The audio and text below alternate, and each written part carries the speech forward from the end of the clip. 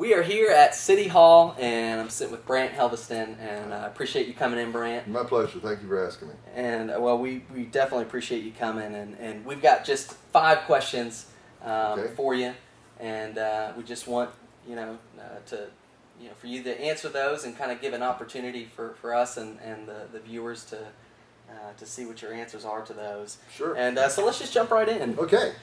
All right. The first question is, what does a mayor do? What are the responsibilities? 8 years ago, when Buddy Knott was still mayor, he had asked us for a charter revision committee. And so we all read the charter, and there were some antiquated things. They were still talking about dirigibles and the city ice machine and this and that. And we wanted it modernized.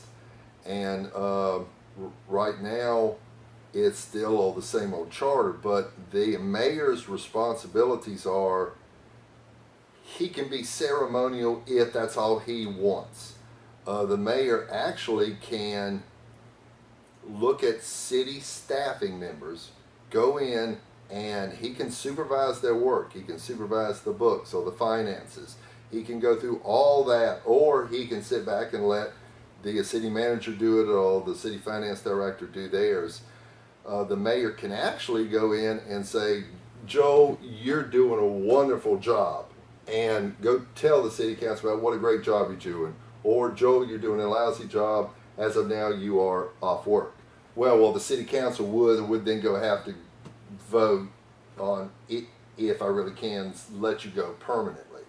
Which that seems kind of like a little ticky-tack power, and that was one of the things we wanted to take out. The mayor can actually, if there is a city ordinance passed, because Mayor Knott had this come up a couple of times about pay raises, and the city council passes it, and he can do nothing, it automatically becomes law.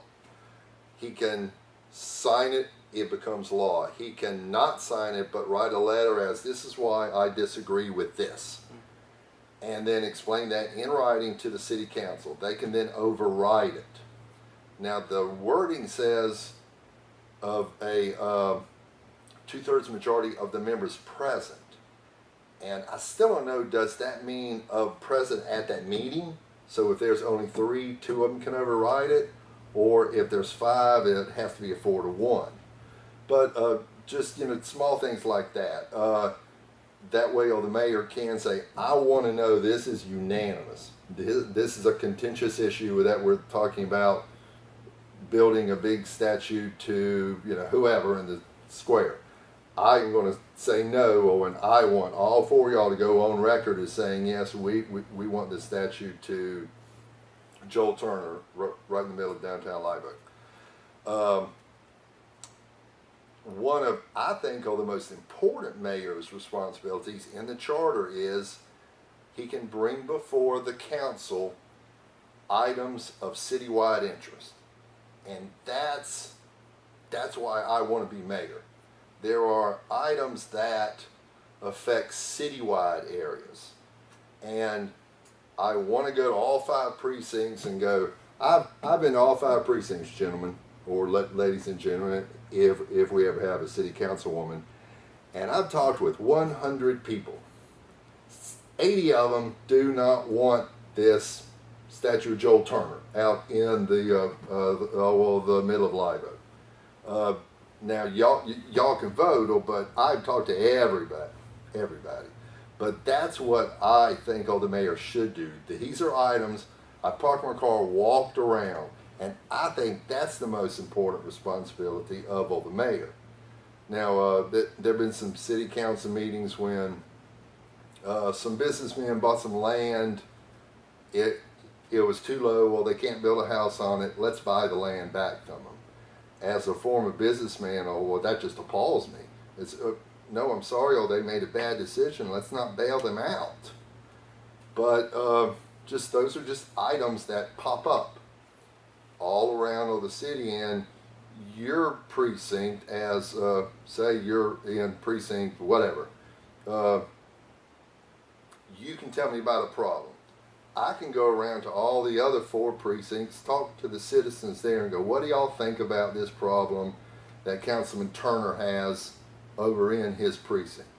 Then go back and present it as a citywide problem to the council. That, I think, is the mayor's biggest responsibility. He owes it to the citizens in those other 4 precincts to help out the one precinct, or vice versa.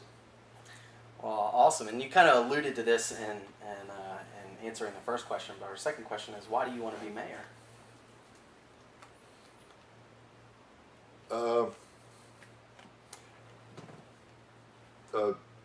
Being an historian,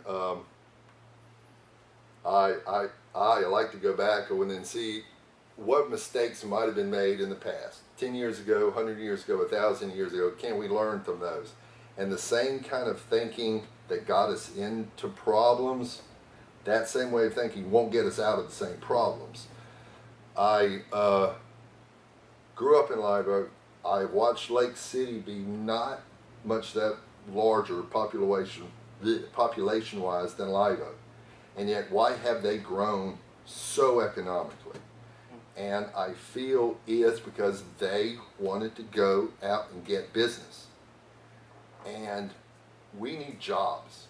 Live Oak, Suwannee County needs jobs.